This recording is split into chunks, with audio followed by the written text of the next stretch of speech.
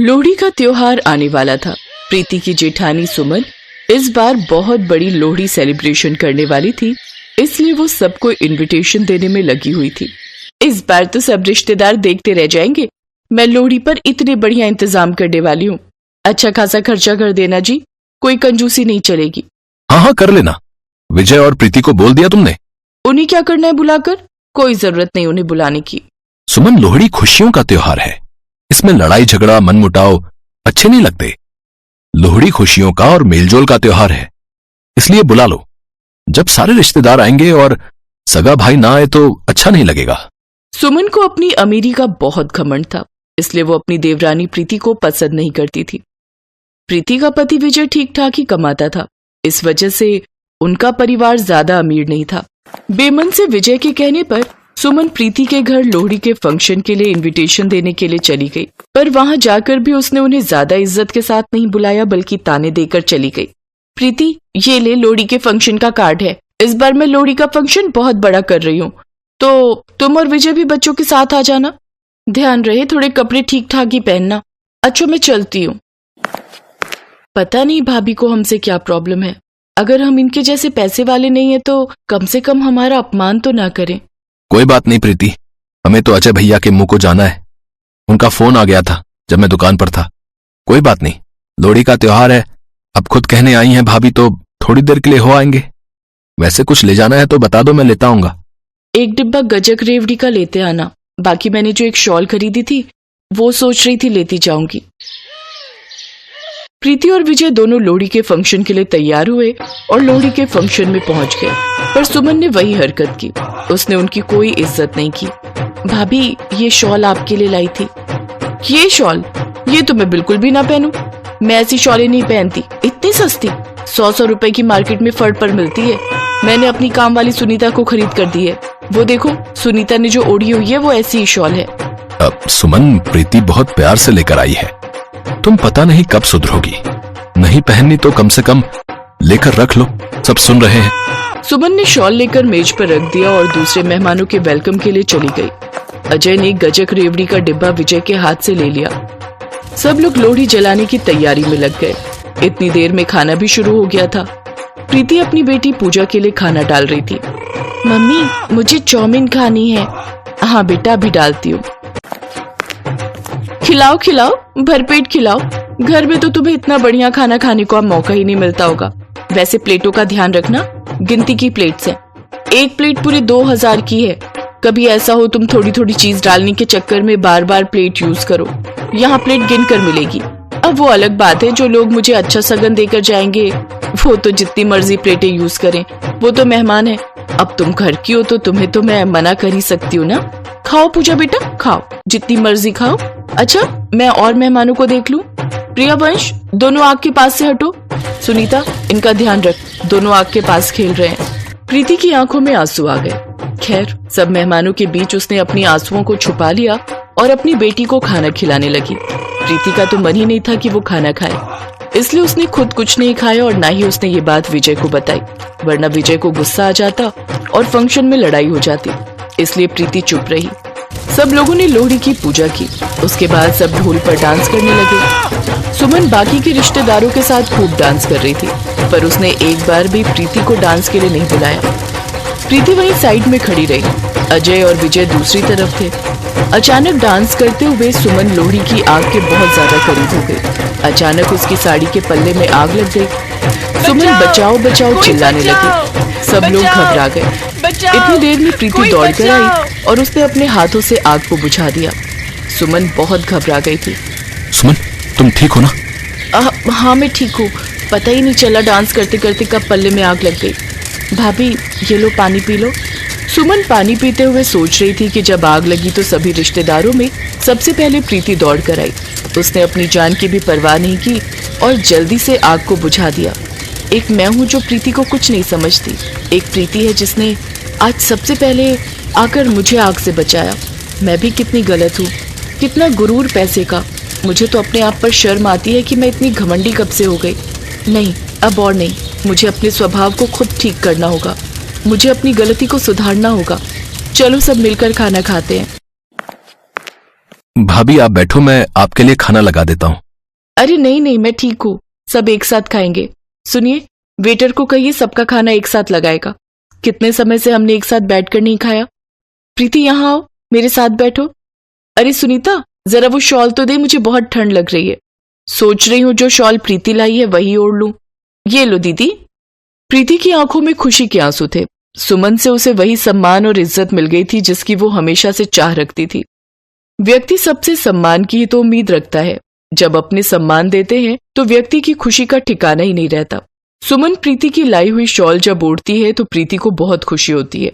सुमन को भी अपनी गलती का एहसास हुआ और उसने अपनी गलती को न दोहराने का खुद से वादा किया।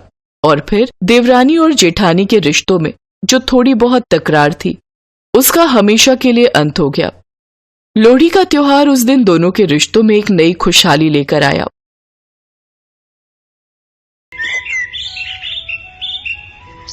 आओ छोटी बहू, अंदर आओ। हमारे इस गरीब खाने में तेरा स्वागत है। नीलम अपनी छोटी बहू का गृह प्रवेश कर उसे घर के कमरे में ले आती है, जहां अंदर आते ही नीलम की छोटी बहू बबीता उस कमरे को चारों ओर से देखती है। ये देख उसकी सास नीलम उससे कहती है, क्या हुआ छोटी बहू, क्या देख रही हो? माँ जी, ये कमरा कुछ ज्यादा ही छोटा नहीं है?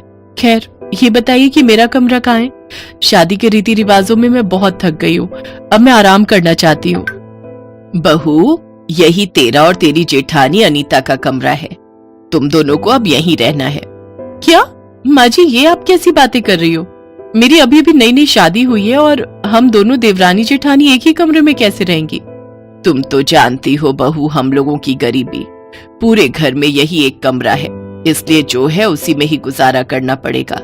मैं तो खुद रसोई में खाट लगाकर सोती हूँ। बबीता मुंह बनाकर बैठ जाती है। शाम को उसकी जेठानी पानी लाकर उसे देती है और कहती है, ये लो बबीता, तुम्हारे लिए पानी, और कुछ चाहिए होगा तो कहना। फिर दोनों देवरानी और जेठानी अपने अपने पतियों के साथ एक ही कमरे में सो जाती हैं। कमरे के एक तरफ के बिस्तर पर जेठ जेठानी तो दूसरी तरफ देवर देवरानी सो जाते हैं। अचानक आधी रात को बबीता को गंदी बदबू आती है और उसकी आंख खुल जाती है। ये गंदी बदबू कहाँ से आ रही है? ऐसा लग रहा है जैसे बिल्ली कमरे में पॉटी करके चली गई हो। वो इधर उधर देखती है लेकिन उसे कुछ नहीं दिखता। कुछ देर बाद उसकी जेठानी उठती है और जोर से गैस छोड़ती है। ओहो, तो ये सारा किया धरा इन्हीं का है। इन्होंने जरूर मूली के पराठे खाए होंगे। पराठे खाकर अब मेरा जीना मुश्किल कर दिया इन्होंने। कि जेठानी तो आइटम हम छोड़े जा रही है, उन्हें जरा भी शर्म नहीं आ रही। हे भगवान, मैंने क्या क्या सोचा था कि मेरी सुहागरात ऐसी होगी। सुहागरात वाले दिन भी हो तो कुछ नहीं हो पाएगा, ऊपर से ही बदबूदार गैस और सूंघनी पड़ रही है। तभी जेठानी की आंख खुल जाती है और वो कहती है, अरे क्या हुआ देवरानी जी, तुम सोई नहीं? आप इतनी जहरीली गैस छोड़ रही हो, भला नींद किसे आएगी? ऊपर से ये मच्छर ये कानों में आकर गीत गुनगुना रहे हैं। तुम तो जानती हो देवरानी जी, मैं प्रेग्नेंट हूँ और ऐसे में गैस होना आम बात है। चलो अब सो जाओ, सुबह जल्दी उठना है। देवरानी अपनी किस्मत को कोसती हुई सो जाती है। अगली सुबह बबीता की मुंह दिखाई की रस्म होती है। मोहल्ले की औरतें आती हैं। बहू तो बिल्कुल चांद का टुकड़ा है। छोटी बहू, अब जैसे बड़ी बहू ने हमें खुशखबरी सुनाई है ना, वैसे तू भी सुना दे। क्या खाक खुशखबरी सुना दूं? शादी के पहले दिन से तो हम दोनों पति पत्नी अपने जेठ जेठानी के कमरे में सो रहे हैं, ऊपर से इन्हें खुशखबरी सुननी है। प्राइवेसी नाम की कोई चीज तो है ही नहीं यहाँ।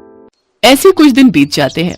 एक रोज जेठानी अपनी माँ से फोन पर बात कर रही थी तो वहीं दूसरी तरफ बबीता भी अपनी बहन से बात कर रही थी, लेकिन एक ही कमरे में होने के कारण दोनों एक दूसरे से फोन पर ठीक से बात नहीं कर पाती। ओफो, क्या मुसीबत है, अब तो फोन पर भी बात नहीं कर सकते। इतनी ही परेशानी हो रही है तो कमरे से बाहर आंगन में जाकर बात कर लो। मैं क्यों जाऊं आंगन में, आप जाकर बात कर लो बाहर धूप में खड़े होकर। ओफो, तुमसे तो बहस करना ही बेकार है। ये कहकर जेठानी रसोई में खाना बनाने चली जाती है और फिर जब वो वापस आती है तो देखती है कमरा पूरी तरह बिखरा पड़ा है। सारा सामान यहाँ वहाँ पड़ा हुआ है। देवरानी जी, ये क्या है? आपने सारा कमरा फैला दिया और ये गीला तौलिया मेरे बेड पर ही डाल दिया, और ये कपड़े इस तरह क्यों रखे हुए हैं? जेठानी जी भूलिए मत, ये सिर्फ आपका कमरा ही नहीं बल्कि मेरा कमरा भी है, और मुझे अपने कमरे में कैसे रहना है इसके लिए किसी की परमिशन की जरूरत नहीं है। इसके बाद गर्भावस्था में भी जेठानी सारे कमरे को अकेले ही साफ करती है। ऐसे कुछ दिन बीतते हैं और अब जेठानी की डिलीवरी का वक्त पास आ जाता है, इसलिए उसकी सास उसकी गोद भराई की रस्म रखती है, जिसके लिए अनीता शीशे के सामने खड़े होकर तैयार हो रही होती है, जिसे देखकर उसकी देवरानी कहती है, जेठानी जी अगर आपका श्रृंगार हो गया हो तो अब आगे से हट जाइए, मुझे भी तैयार होना है। गोद भराई मेरी है तो पहले मुझे अच्छे से तैयार होने दो, तुम बाद में हो जाना। ओफो, क्या मुसीबत है, जब से इस घर में आई हूँ तब से कमरा, बाथरूम, यहाँ तक कि शीशा भी एक, हर चीज एक ही एक है। ना जाने कब तक मुझे हर चीज के लिए ये कॉम्प्रोमाइज करना पड़ेगा। हाँ तो मैं कौन सा चैन से जी रही हूँ, पहले मैं कितने आराम से अपने कमरे में रहती थी, लेकिन जब से तुम आई हो मेरे कमरे का तो हुलिया ही बिगड़ गया है। सारा दिन गंदा करके रखती हो, रहती तुम भी हो लेकिन सफाई अकेली मैं ही करती हूँ। अच्छा, तो ये क्या सिर्फ आपका ही कमरा है? अरे मेरा भी इस पर उतना ही हक है जितना आपका। बातों ही बातों में दोनों की बहसबाजी इतनी बढ़ जाती है कि दोनों के बीच झगड़ा शुरू हो जाता है और इन सब के चलते अनीता को गलती से धक्का लग जाता है, जिसमें वो पेट के बल गिरने ही वाली होती है कि तभी उसका पति नरेश आ जाता है और वो उसे संभाल लेता है। भगवान का लाख लाख शुक्र है जो तुम गिरने से बच गई, नहीं तो आज अनर्थ ही हो जाता। अगर अभी मेरा बेटा यहाँ नहीं आया होता तो चोट लगने के कारण इस नन्ही सी जान को कुछ भी हो सकता था।